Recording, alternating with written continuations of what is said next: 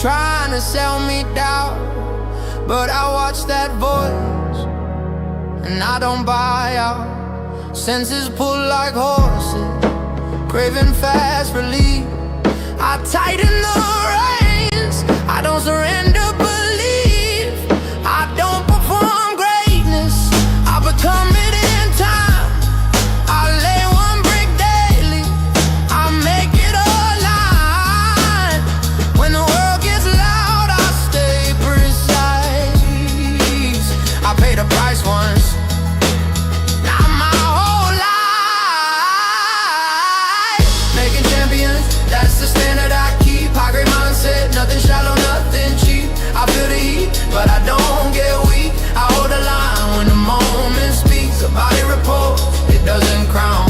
I take the wheel, I don't back down. Forged in truth, discipline and free. I'm making a champion out of me. I'm making a champion out of me. I'm making a champion out of me.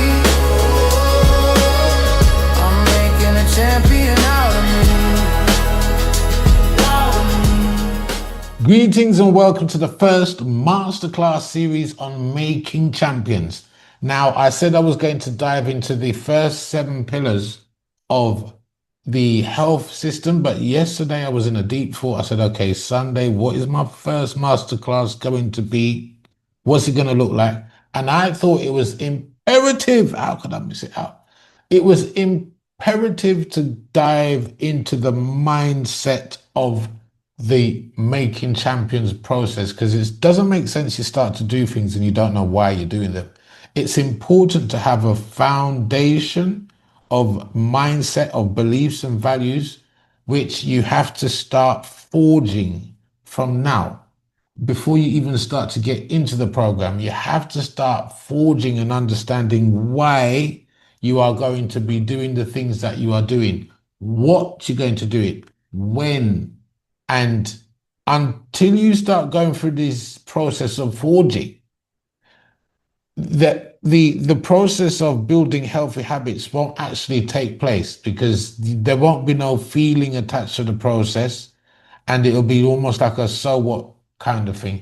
So when we talk about forging, we really have to look at the nuts and bolts of work. What is forging? What is forging? Just like when you see in the process of iron going through a molten stage. So it's really hot, it's very liquidified and very, moldable. It's very moldable at this stage, but extremely volatile and extremely dangerous, and it needs to be controlled. It needs to be controlled through this process. And what you're doing is you're bringing a concept of forging iron-like beliefs and steel-like values, and you're bringing them to a boiling point within your inner furnace against everything that doesn't work for your system. This is important to understand, because beliefs are most of the times the things that get in the way. And we have to go through a process of examining these beliefs and really finding a way to do away with beliefs that does not afford growth or does not bring us expansion. You'd be surprised how easy it is to actually hearken on to beliefs that bring us discomfort, and we embody ourselves in them. So it's really important to check this stuff out on a really deep level, because we have to address the innermost part of our inner programming.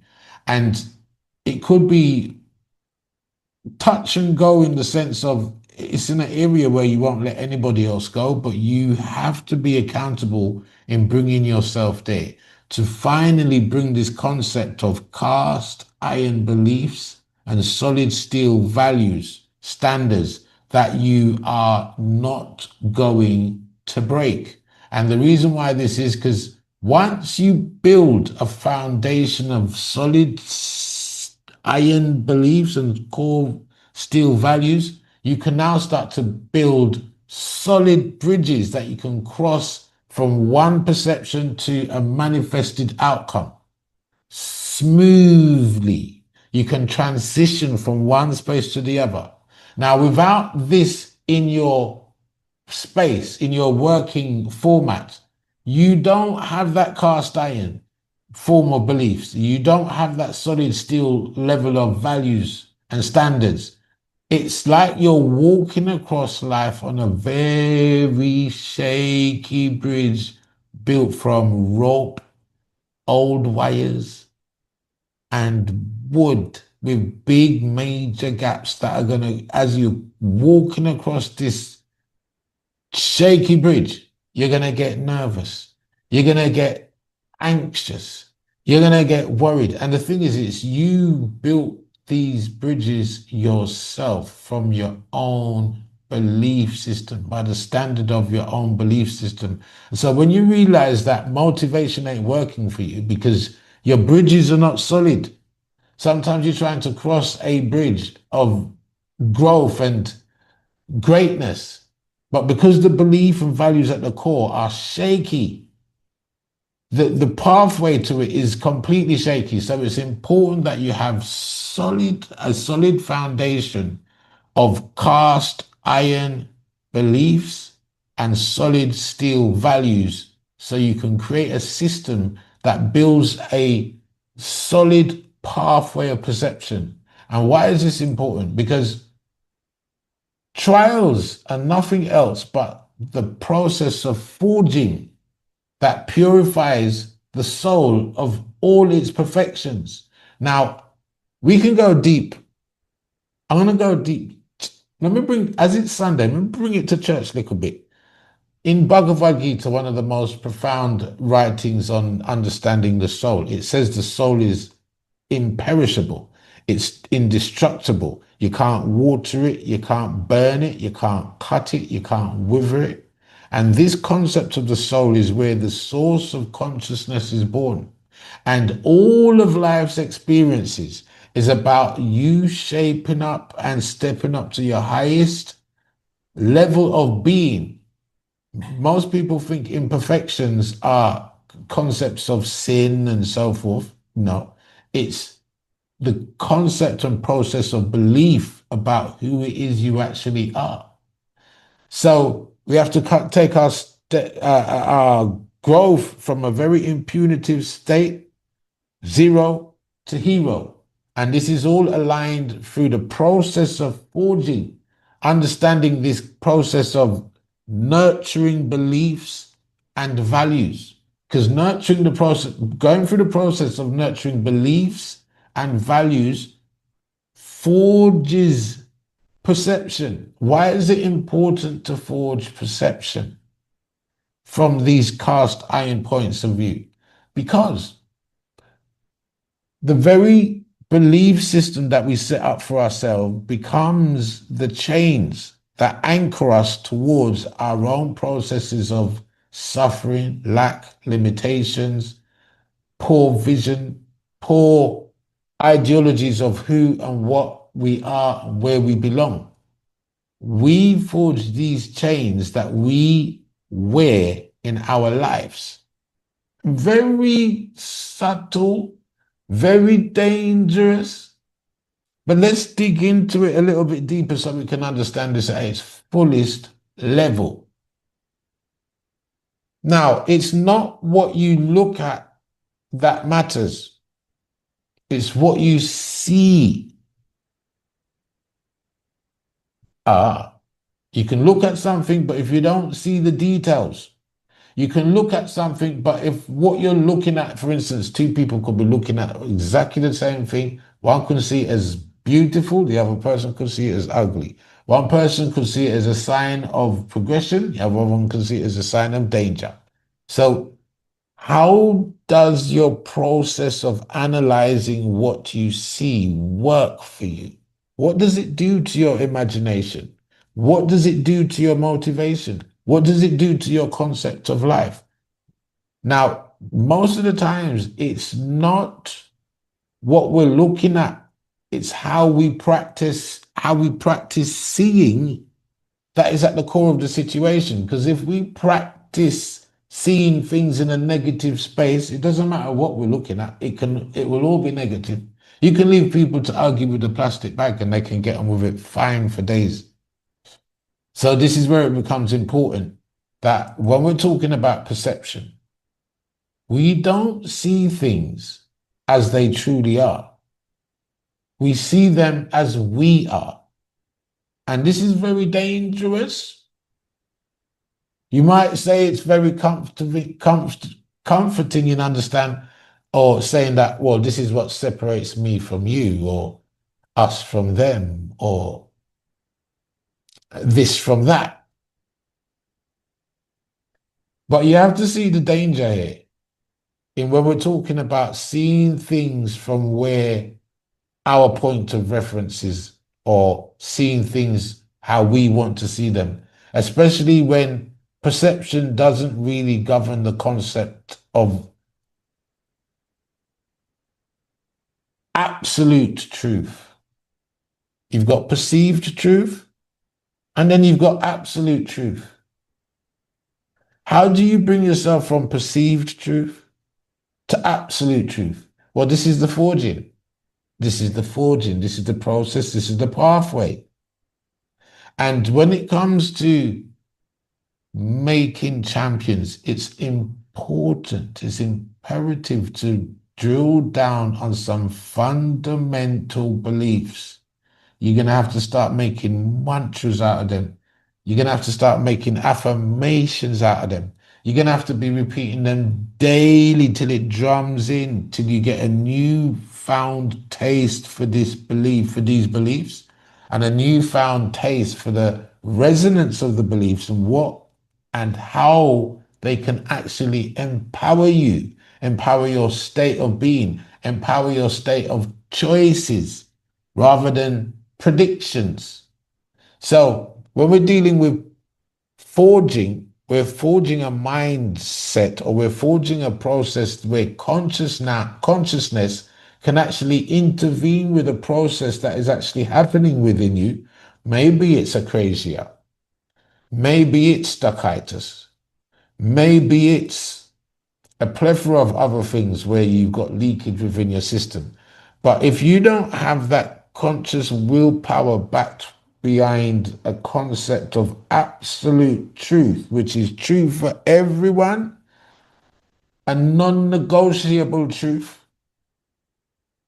and you're working with that non-negotiable truth rather than your feelings and your emotions and all the rest of it and the dodgy bridge that is made out of your concept of limitations, then you are seeing things as they are. Now, when you see things as they are, you can work with things as they are without the fear, without the distraction, without the anxiety. And there's a way to, if you could say, diffuse the perceptions of negativity that allows or gets in the way of growth. And this is what we're forging. So ultimately, the first thing that we have to understand that is that champions are built from a different state of mind. This different state of mind depicts you understand what friction is, you understand what turmoil is, and you've decided to take it on. You've decided to say, okay, I recognize what this is, and I'm going to change my idea of perception on how I deal with this. So ultimately, champions aren't built when life is calm. When life is calm, everything is fine, everything is nice, everything is hunky-dory. Champions are built in the heat of the flame. Now, does that mean that you have to go and dash yourself in the middle of fire to actually start progressing? Does it mean that you have to look for turmoil or look for trouble or look for things that are uncomfortable? to start growing. No, there's enough of that happening within you. There's enough heat. There's enough flames within you, within your perception, within the way how you do things. There's enough fire going on in your process of being that you can say to yourself, okay, I feel the heat. I feel the heat. I can deal with it's about time I deal with this. Now, when we're talking about core beliefs and core values, you need the belief first, and you have to have value for the belief in order to create value. You have to have value for the belief. You have to have understanding for the belief. You have to have not even just appreciation for the belief. You have to have a sense of knowing about the belief, that it's like your be all and end all.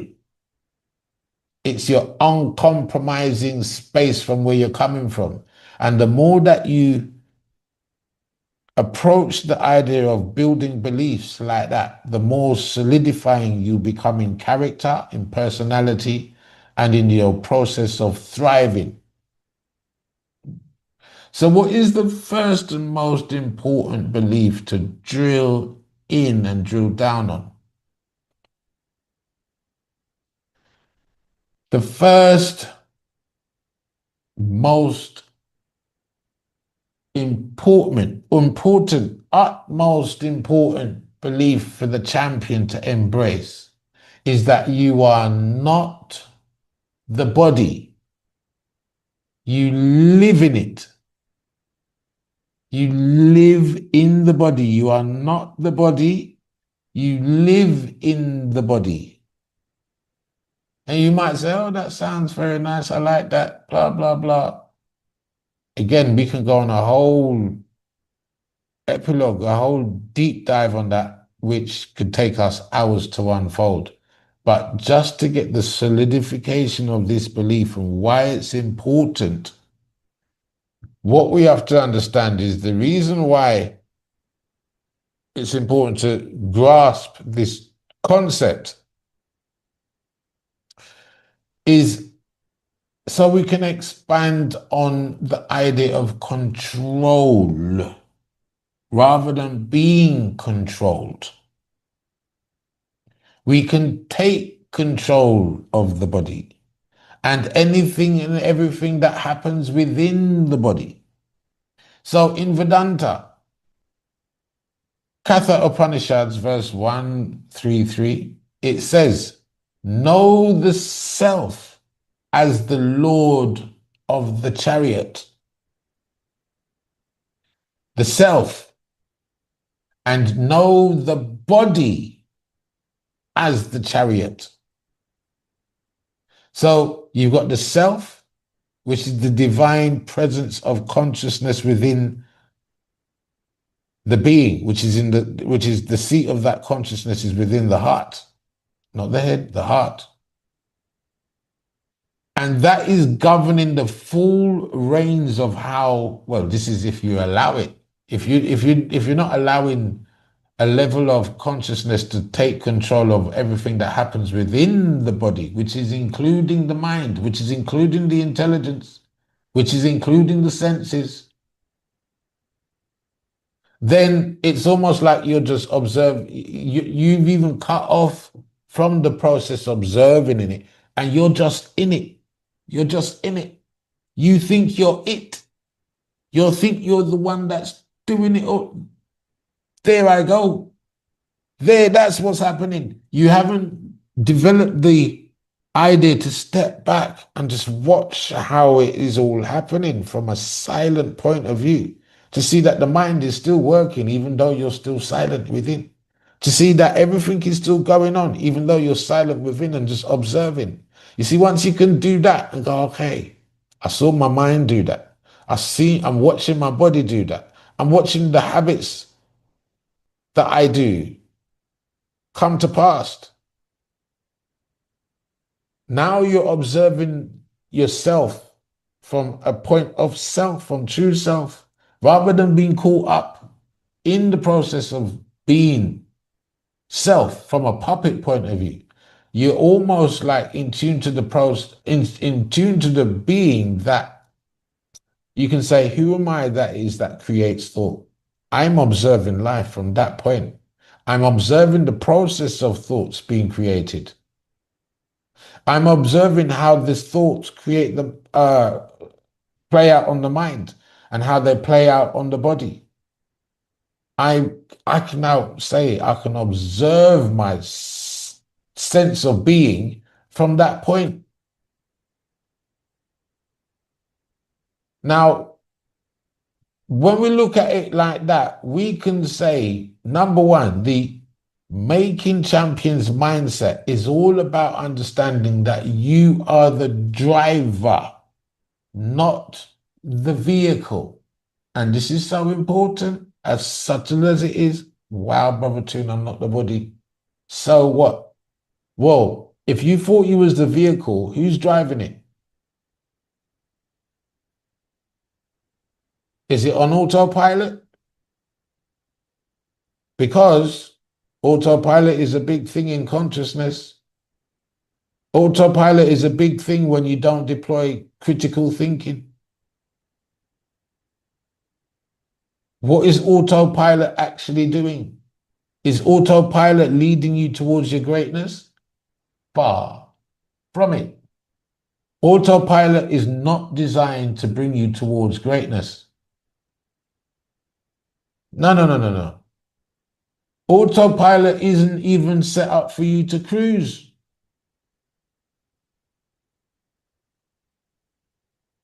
If autopilot was that great, no one would have a problem.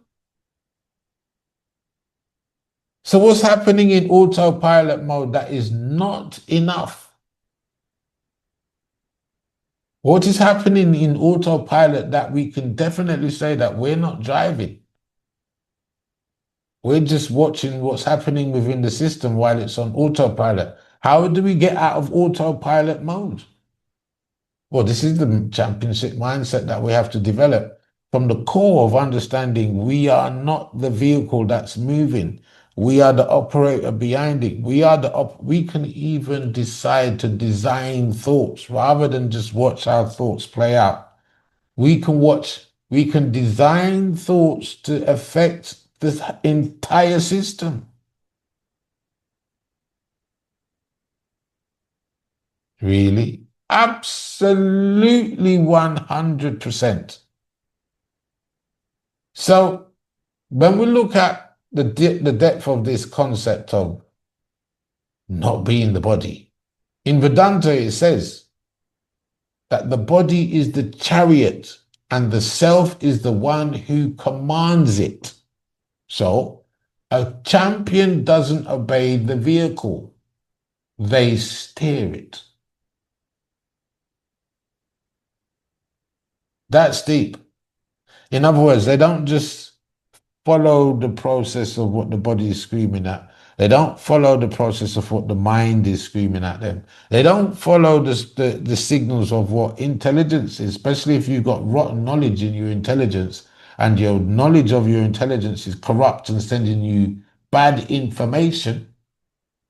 Worse if you're in a crazy mindset and your mind's telling you to do certain things and you just leave it. You don't steer out of it. You steer into it deeper and deeper. So it's like the champion doesn't obey the vehicle. What does that mean? Even down to simple things like scrolling on social media.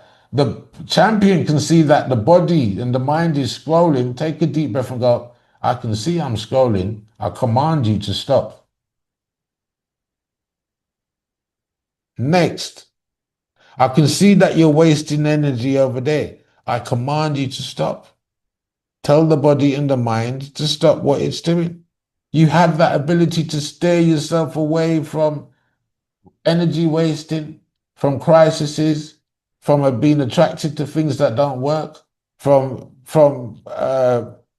mulling over beliefs and values that bring you no growth.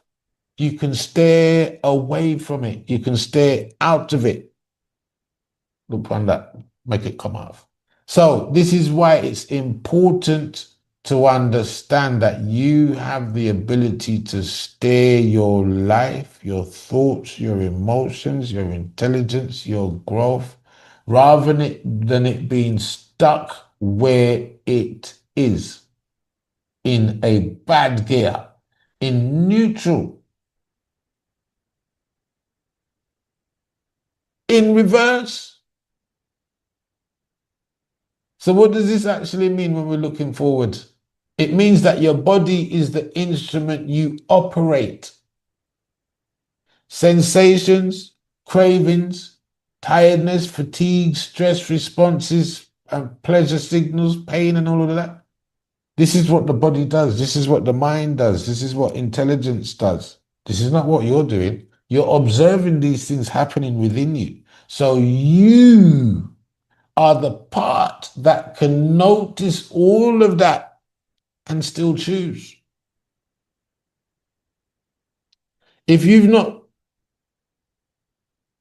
matured to that space and allowing impulses to choose for you, get an impulse. Oh, my stomach, is it hunger? Should I eat something? Or, for instance, these impulses that we get and how we run to quickly put out the flame, quick fixes,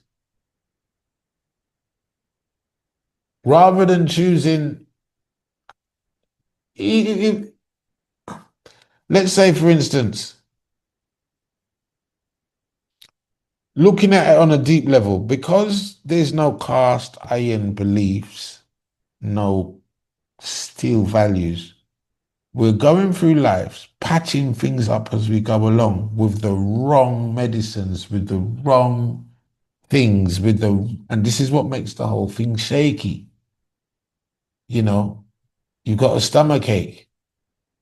So you want something to cure the stomach ache. You're not looking at the core of the stomach ache, because you're going to do it again and get another stomach ache in a few days' time or a few weeks. But you're always patching up, you're always fixing, and then whatever it is that's causing these dramas, you're still doing it. You're still not choosing the things to stop you from having a stomach ache or a this or a that or a blah, blah, blah. And that's just some simple little things. We're talking about, there's a saying, how you do anything is how you do everything. If you're ignoring little things about nurturing yourself, you're ignoring the big things. If you're not choosing sensibly at the little things, it means you're not choosing sensibly at the big things. Even though you know you have the ability to make the choice, you're stuck in a gear where you're just observing the fact that you're not making the right choice. If you're not observing the fact that you're not making the right choice, you're just living out not making the right choice and asking yourself, why am I not making the right choices? Is because you haven't matured enough to come back to observe and watch yourself make the wrong choice and say, okay, that's what I'm doing. I can see it. Stop. Do something else. You don't believe in that side of you. You haven't put enough belief into that. You haven't forged a pattern of belief for that to actually come. This is what I'm saying. You're going to have to do mantra. You have to go to affirmations. You have to do observation of watching how you do you. You're going to have to learn how to choose from doing crazy, suicidal things and choose. And the best place to start off with is understanding, as simple as and as stupid as it may sound, is to understand you are not the body. You are not the thing that's actually animating the sickness or animating the fear or you're the one that's controlling it, and you can program and forge that instrument to do something completely different from what it's doing now. So a champion isn't someone who never feels pain, fear, laziness, or emotion. A champion is someone who can say, I feel it and I'm still in charge.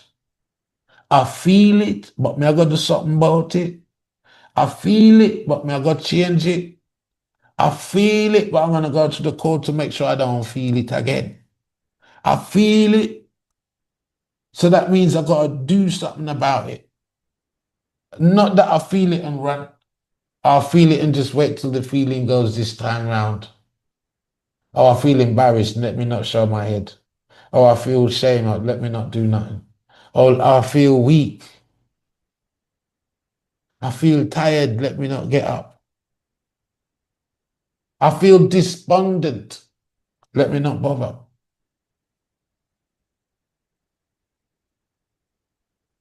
The feelings are going to be there. But you got to know that's all a part of the bodily system that is not working for you. You got to know that's all a part of the belief system that is not working for you. You got to know that those are impulses and sensations that are not working for you. And you have to forge an attitude and a willpower to work completely against that nature. So when we're really looking at this deepness, let me take my camera off for this one here, so you can see the full image. This is almost like when we're looking at, in fact, in Vedanta, they have a system called Samkhya philosophy, which breaks this down really eloquently. But just to give you an overview, the self that we are talking about, that is non-biological, non-physical, in Vedanta is known as the Atman. And Atman, the Atman is the home of consciousness. It's that buzz of life, it's the source of life. And consciousness, which is pure in the sense that it's uncontaminated with mind, it's uncontaminated with the senses, it's uncontaminated with the body, it's just of its own nature. And it has a grip of everything, it's seated within the heart of the body. But it holds grip through the mind and intelligence and reasoning faculty that holds on. It's like the reins that hold on to the horses. The horses are considered these senses that are galloping through life looking for experiences: sight, hearing, taste, smell, touch. And they all dive, even your inner senses, your inner feelings, your inner visions. These are all coupled with being associated with the mind, intelligence, and reasoning faculty that are held by the reins. And this is what's pulling the body through experiences in life. And your process of growth is the nurturing of belief that you are consciousness, you are Atman, you are the one that is of controlling the mind, not the mind controlling you. You are the one that is controlling the intellect, the senses. You are the one that's controlling the reasoning faculty, not it controlling you. You are the one that are nurturing these things that are holding on to the reins of existence. You are the one that's telling the eyes what to look out for. You are the one that's telling the ears what to listen out for. You are the one that are bringing the sensations of tactile and smell and taste and touch through your perception. You are the one that's nurturing the body or not. So consciousness, which is unscathed by all of these other elements, is actually the one that is responsible for keeping all these elements in prime condition. If Atma goes missing in the action, mind kicks in and plays the role of Atman, which is absolutely no use of understanding purity of bliss, peace, love. The mind doesn't have those quantifiable objects about it. These are consciousness traits that come from consciousness. Only consciousness knows what peace is. Only consciousness knows what love is, not the mind. The mind knows what experiences are. The mind knows what likes and dislikes are. The mind knows what attraction and repulsion is like. And the mind would even live after chasing repulsion more than attraction. This is the scary thing. This is why it's important to have Atma, to have consciousness in control. Otherwise, mind will grow the weeds. Mind will sit in the seat of consciousness with a distasteful attitude of how the senses should be run, how the body should be run. The mind is the one that causes a crazier when consciousness has gone missing. It's the mind that comes up with the excuse-itis concept of, yeah, I know I should, but because consciousness, Atma, self, that works from a point of critical thinking is not playing along. It's just observing the mind and allowing the mind to run havoc in the workshop. So you, consciousness, have to take hold of the mind. Hold the reins of the mind, hold the reins of intelligence, hold the reins of reasoning, hold the reins of thought generation, and send the thoughts to the mind. Don't have the mind send thoughts to you. Send thoughts to the mind to control the senses, to control the body, to groom, to nurture intelligence. This is the pathway. Without this at the core, knowing that this is what you're doing, you're having it being done to you.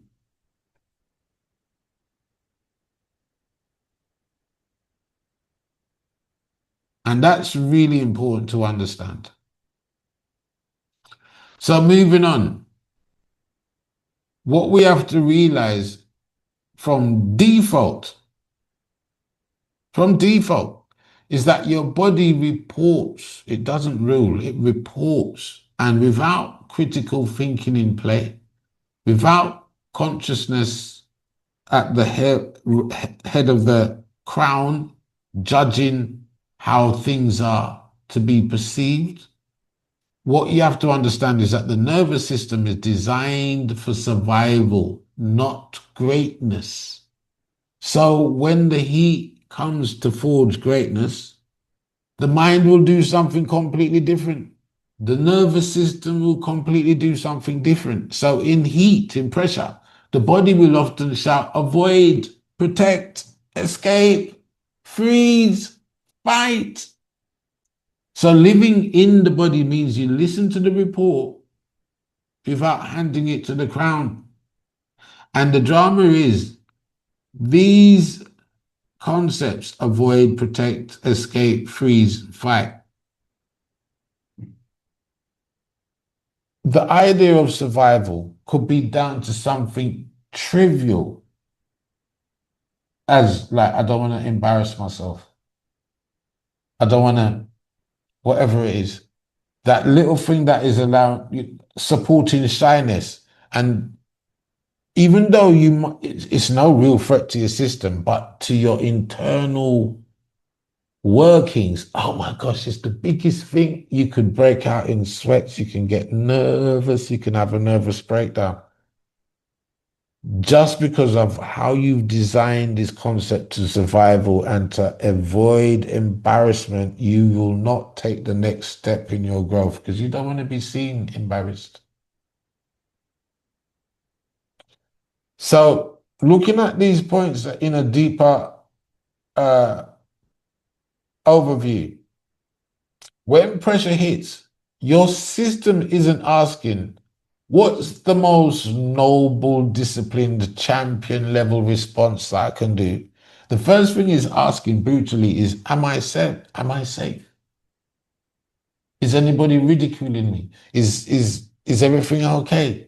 Like it will go really trivial first. So That's what designed for survival, not greatness, means in theory. The survival stack that takes control in heat. Why? When you feel a little bit uncomfortable, your entire system starts to do things to you and you go along with it. So in high pressure, the nervous system tends to prioritize older, faster circuits over slower, reflective ones. So if you've got the habit in there, it's just going to call it up. Yeah, recall, recall, recall, rather than reflect and think, okay, here it is again. Change. Let's see if we can change. Let's see if we can find the bravery to change. And even you take all the brave action, you do that change. It wasn't that much of a, but you done it. You done it because you observed the process and allowed yourself to act from a brave point of view to do something different.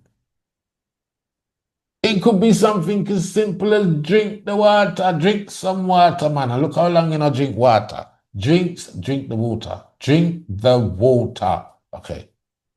That was brave of you to drink the water.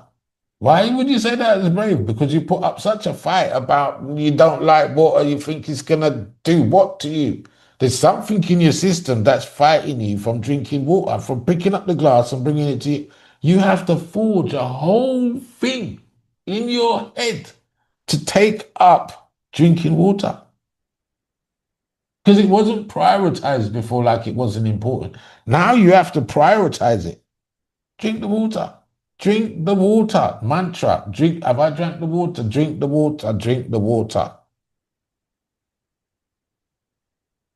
So it's so important to understand how these faster circuits will come into play. Drink later. Yeah, later. Yeah, I don't normally drink water. Yeah, I'll leave it till tomorrow. Yeah. So now, just from there, you're just lost of willpower and you're just running on that old program. How easy it is not to drink the water. How easy it is. And what was it? You were scared to drink the water? Nah, man, I'm not scared to drink. What are you talking about? I ain't afraid to drink water. What are you talking about? Drinking water, that's easy. Drink it then. Yeah, boy. I thought you said you weren't afraid. What is this whole forging that you got just to pick up the habit of drinking water so you can save your life from it? Do you see what I'm saying about just forging new habits, how much effort you have to put into it, rather than calling old patterns up that don't work for your benefit?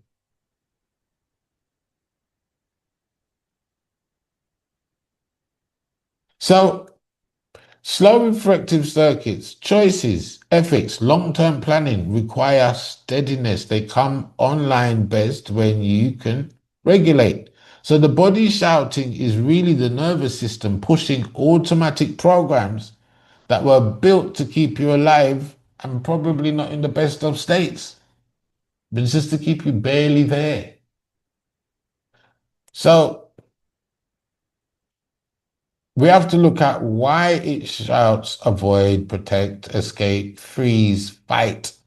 Those five responses are variations of a single aim: reduce danger right now. What does avoid look like? The theory: the system learns that certain situations correlate with pain, rejection, failure, shame, overexertion, and it is marked as a threat. Result: you procrastinate, delay, rationalize. The champion translation is avoidance isn't laziness, it's threat response dressed as logic. And it's the most illogical thing. So it's designed, you feel threatened. And it's something as simple as drinking water. How can you feel threatened about drinking water? It's for your own good. But if you looked at what your nervous system is doing while you're saying, oh, I don't want to drink this water, and I'm supposed to, your nervous system is behaving like it's being threatened. If you look under the microscope, If you look under this, you're not busting out in a sweat all of this, but if you look under the microscope in at your nervous system, it's feeling threatened that you are now forcing yourself to drink water. And it's only after you do it 3, 4, 5, 6 times you go, oh, it's actually not that bad. I actually need the water. Now the threat stops. And now you're drinking water with ease. So somewhere within your system, just to break the habit of not drinking enough water, that's just water, you have to go through a process of whatever it is you're frightened of within, when there's nothing to fear.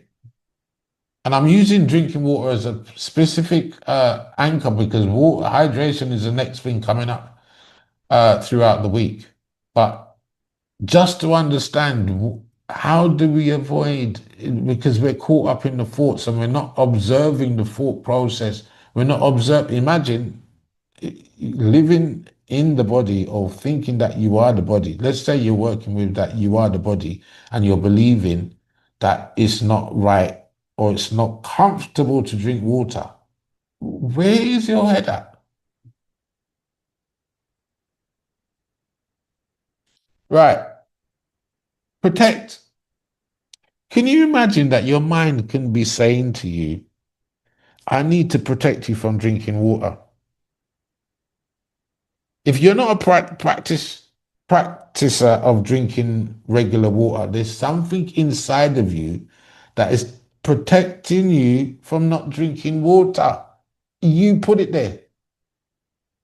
You forged that within your script. Now you've got to forge a whole new belief that says, to protect myself, I have to drink water. You now have to come with a whole new programming to say, to protect myself, I have to drink water. Because right now, if you're not drinking water, somewhere in your programming, you've programmed yourself to protect yourself against drinking water. Fact. 100% fact. That needs breaking. So theory, when identity feels threatened, the system defends status and ego to reduce social damage, humiliation, loss of belonging. Result, you get defensive, blame, over-explain to prove you're right. Champion translation. Protection is often the ego trying to keep the self-image intact.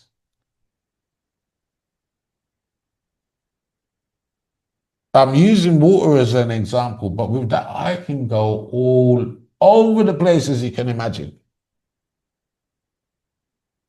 Trying to protect your identity where it doesn't need protecting, and you're putting up this whole thing to say that you're actually right to be the way you are,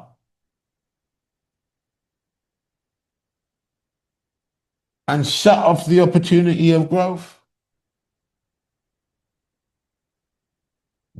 Because you're swimming in the belief that you are the belief, you are the outcome of the belief, you are the outcome of the experience, you are the outcome of the process. This is how you do things, da da da da da, and the rest of it.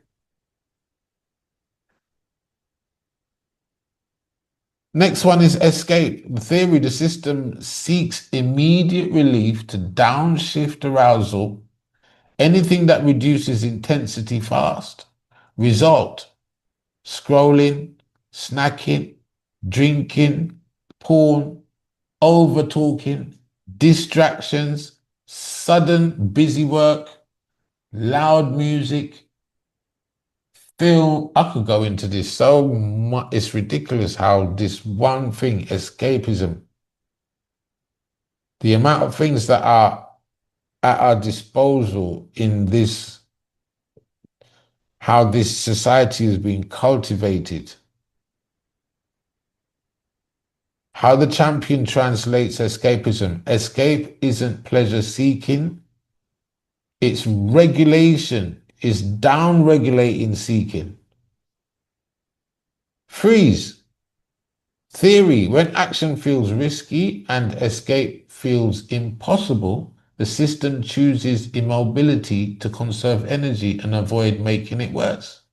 Result: overthinking, blank mind, numbness, indecision, stuck. How does the champion translate this? Freeze is the system hitting pause because it can't find a safe move.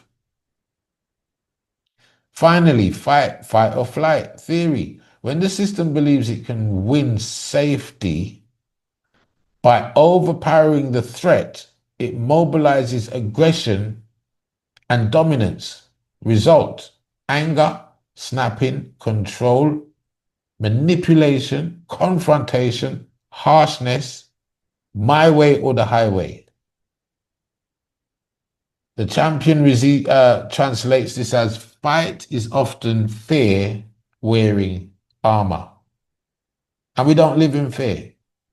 Fear is we don't live in false evidence appearing real. We change the concept of false evidence appearing real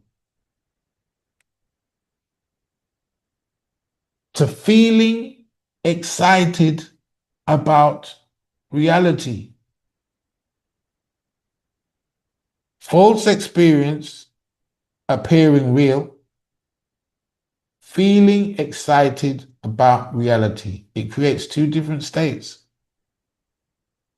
So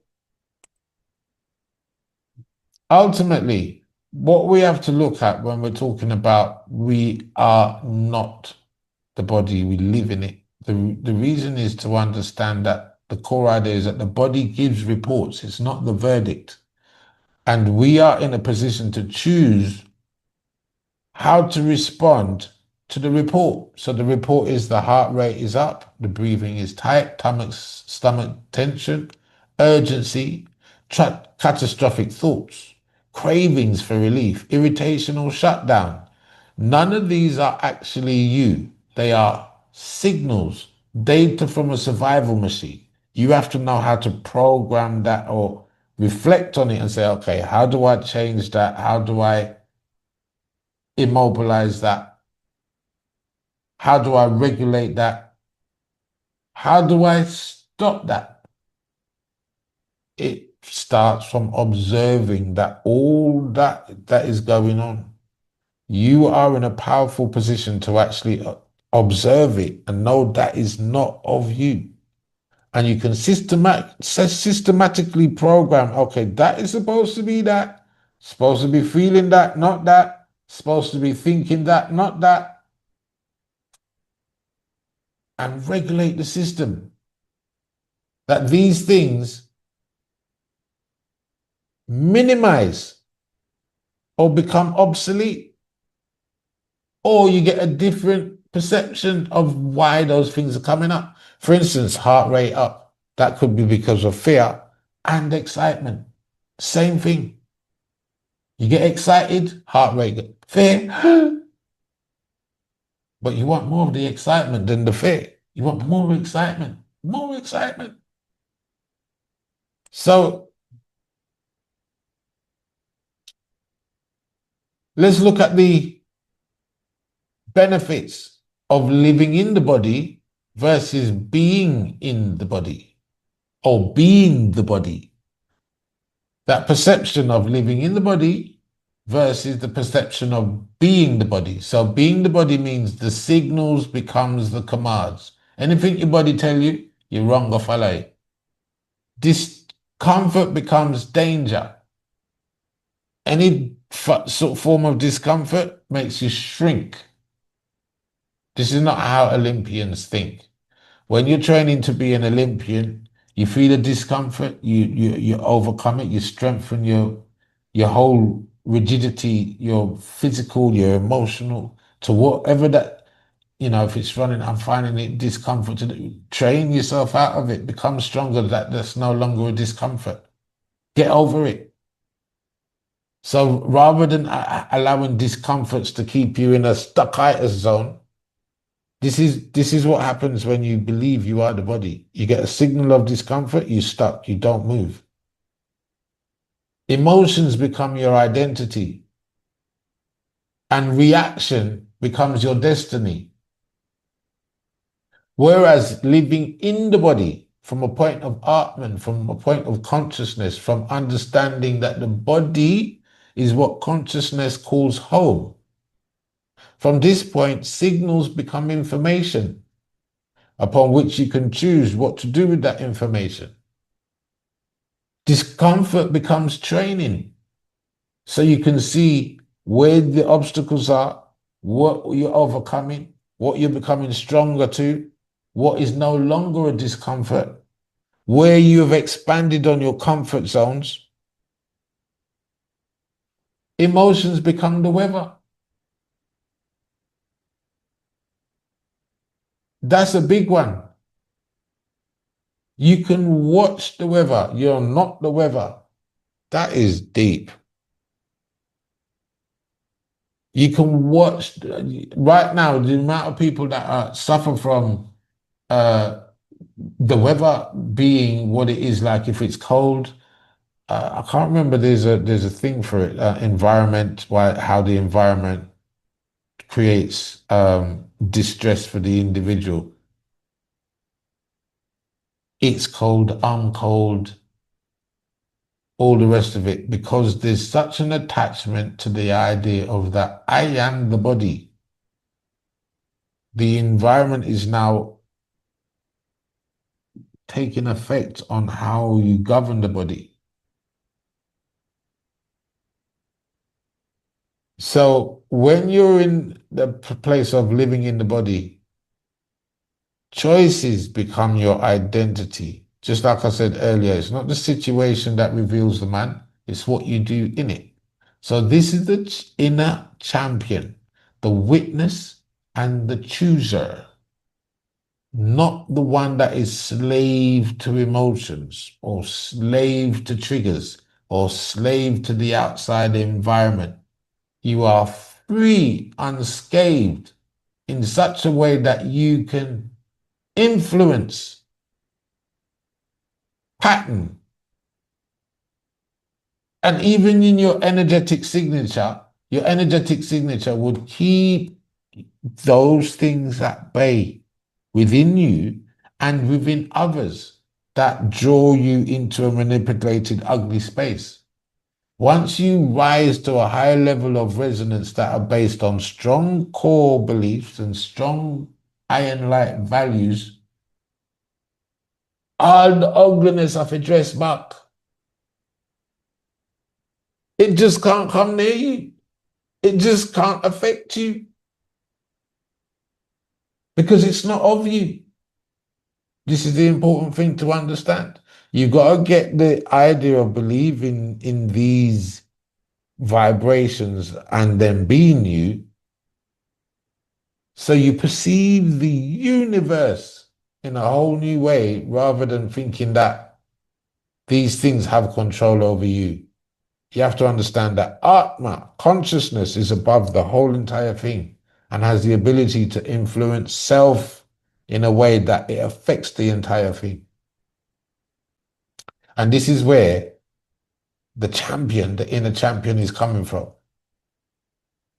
So the big difference between the two in living in the body and being the body means that under pressure, your nervous system doesn't care about your dreams. It doesn't even care about your growth. It cares about what it considers to be safety. So it will shout, avoid, protect, escape, freeze, fight. Don't do it. Even if it's something as simple as drinking water, don't do it. And you put yourself under pressure just by thinking, I gotta drink this water. Oh, I drink water. Why? How are you doing that to yourself? Don't do it. The inner champion listens to the report but doesn't hand it to the crown. The inner champion listens to the report, but he says, do it. Don't quit. Do it. Don't listen to the noise pollution. Just do it. Don't listen to the feelings. Do it. Don't do anything but do it. And that's the biggest, what's the word? Attitude to gain in the process of your being, that you can command yourself to just do it. Just to create the thought and willpower to say, do it. And it is done. Because the more you say to yourself, do it, you will do it. You've got to get into the habit of saying, do it. Don't quit. Do it. Do it. Do it. Do it. Drink the water, man. Do it. Drink. Have you drink it? Do it. Do it. Do it. Do it. Do it. Do it. Do it. Do it. Do it. Do it. Forge a whole new pattern. Forge a whole new process of inner willpower to do what it is you're supposed to do. Forget about all the fears, the anxieties, the likes, the dislikes. Whatever the excuses, come from a point of pure conscious resonance that the thought says, do it, and it is done.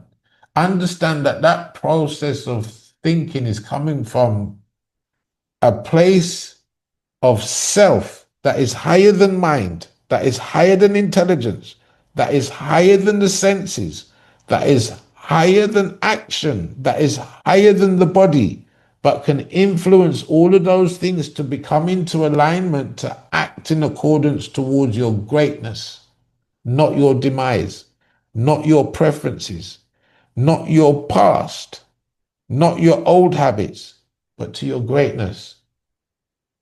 And it starts with understanding, you're not your body.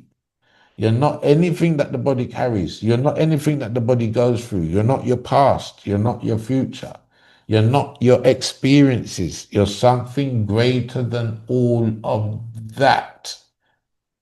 You're something greater that can command and change the process of your perception, your destiny, your outcome, your process of manifestation, your experiences.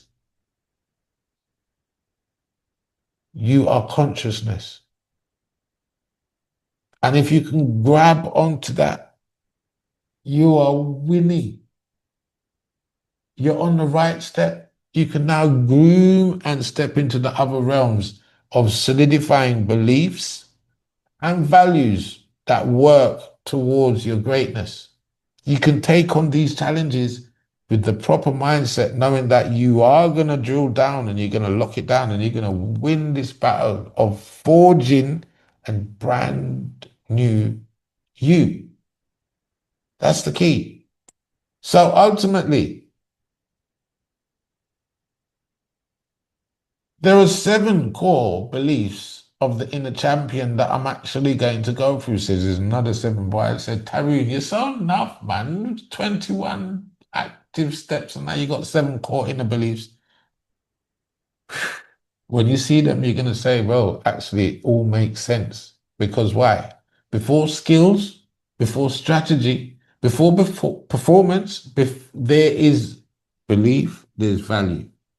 And if the belief is weak, the champion is going to collapse under the heat. If the belief is weak, you're not going nowhere. If the belief is weak, you're not going to act. If the belief is weak, the command is going to be weak. If the belief is weak, the thought's going to be weak. If the belief is weak, the attitude is going to be weak. If the belief is weak, the attitude is going to be weak. It's not going to be forthcoming. If the belief is weak, the confidence is going to be out the window. So Locking down the beliefs is what's going to strengthen your process of skill development. It's going to strengthen your process of strategizing, and it's going to amplify your ability to perform at a higher level. This is what belief is going to be able to do. So on the information that comes on how to support, on how to implement the 7 health, 7 mindful, and 7 spiritual or conscious management principles, you're going to need solid beliefs and solid values. So over the next few Sundays, we're going to go through all of these beliefs on these master classes. And we've gone through the first one today. You're not the body, you live in the body. Next week, we're going to go through the idea of you are not intelligent. You are consciousness where intelligence is nurtured. We're going to follow that up with you are not the mind. Learn to observe it. Don't be ruled by it. And these core principles is going to be able to have you as the driver and know that the heat is testing the vehicle, not you, the vehicle. And champions train the driver. Consciousness, the silent witness. That's where you're at. That's what you want to nurture.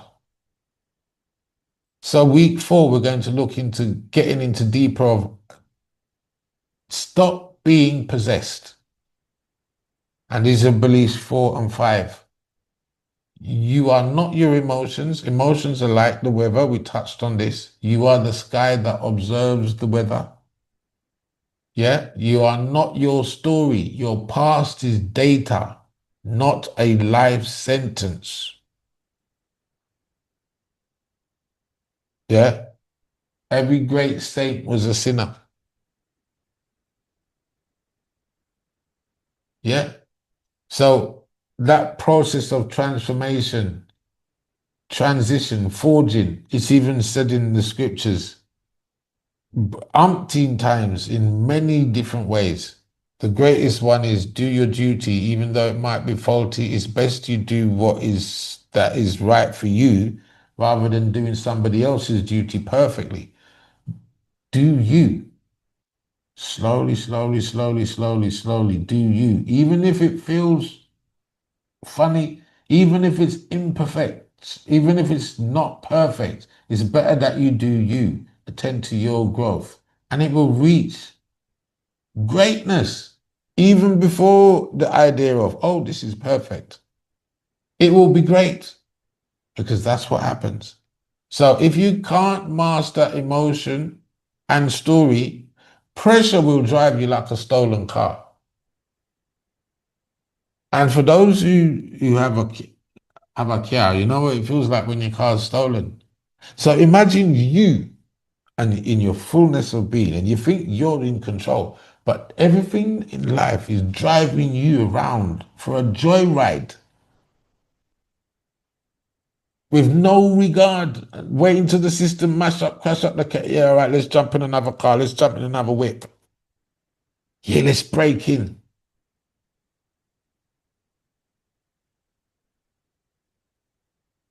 Think about that.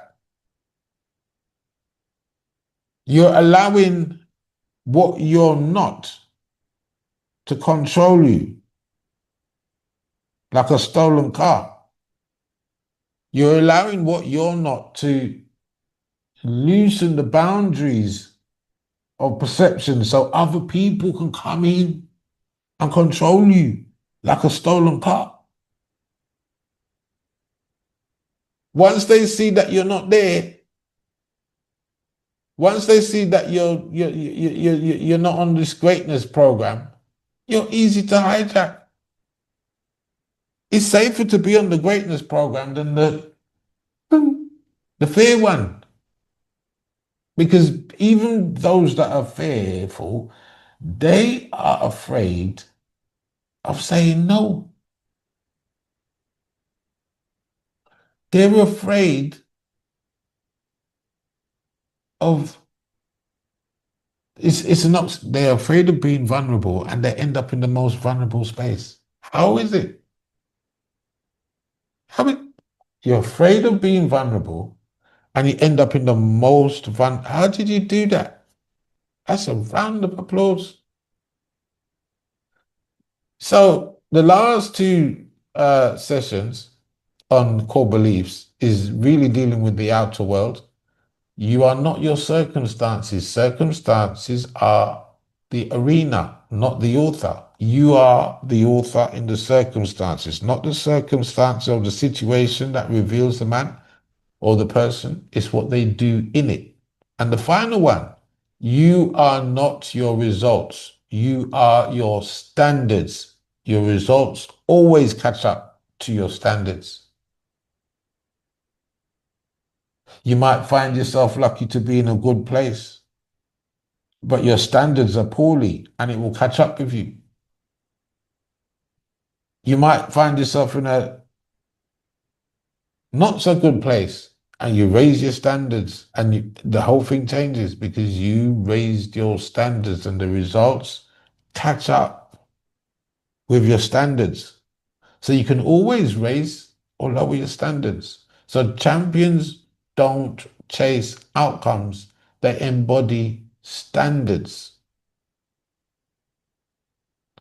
So it's going to be an interesting journey as we go through this process and look at what we're dealing with self-regulation, self-ownership, sovereignty, how all of these things come into play as we embark on this journey of making champions. So just to give you a quick recap of the programs that are coming up in this series to look at the core beliefs of the Making Champions series masterclasses.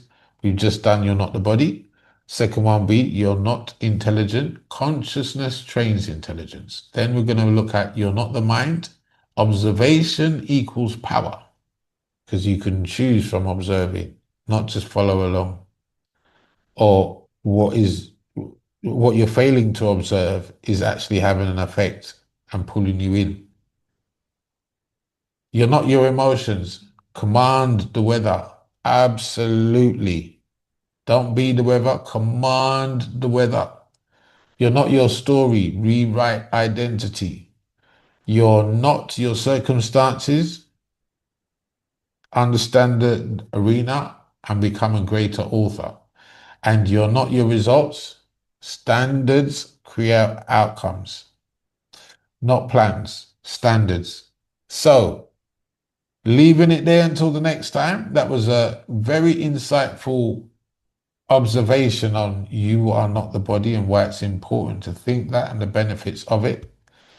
Join in on this program of Making Champions. There are manuals to downloads, newsletters, other insight, and also there is a complimentary 30-minute consultation that I am giving for those that would like to talk about any area that they hear me speaking of, and if they need help or deeper tools so they can bridge themselves and find themselves in a much more powerful place. I'm willing to step into that space and afford that help.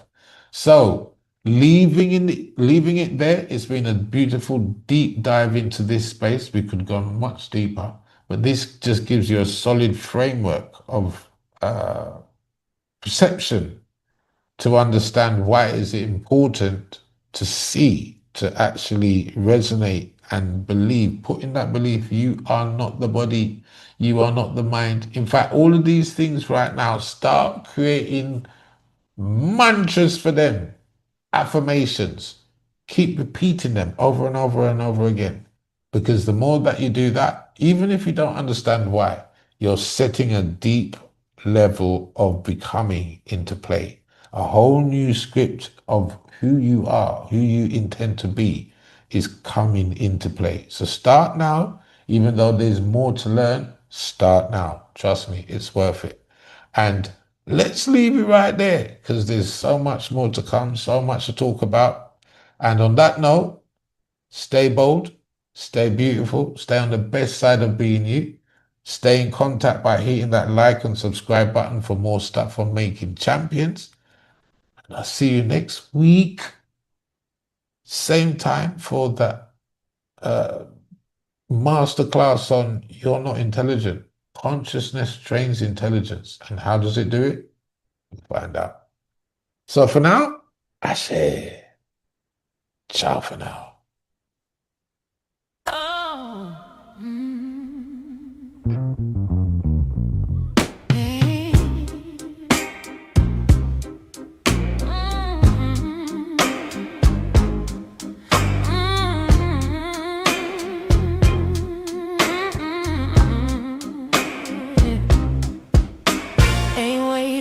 Perfect, I'm pressing my way. When the heat get heavy, I still obey. I learned in the furnace what peace really mean. When it's loud on the outside, I stay in between. Body talking reckless, trying to run the show, but I hear it, I breathe, and I take it slow. I don't rent my power to a moment in fear. I'm rooted, I'm ready, I'm planted right here. Making champions, that's the rhythm I keep deep in the pocket. Nothing shallow, nothing cheap. I feel that fire, but it don't move me. I'm standing tall, yeah, I'm choosing me. The body reports if don't crown me. I hold the reins, won't nobody down me. Blessed with the pressure, built to be free. I'm making a champion out of me. Yeah, minds start bargaining, trying to sell me down, but I watch that thought, let it wear itself out. Senses get thirsty, want a quick little fix, but I don't trade destiny for a temporary hit. I know that discomfort ain't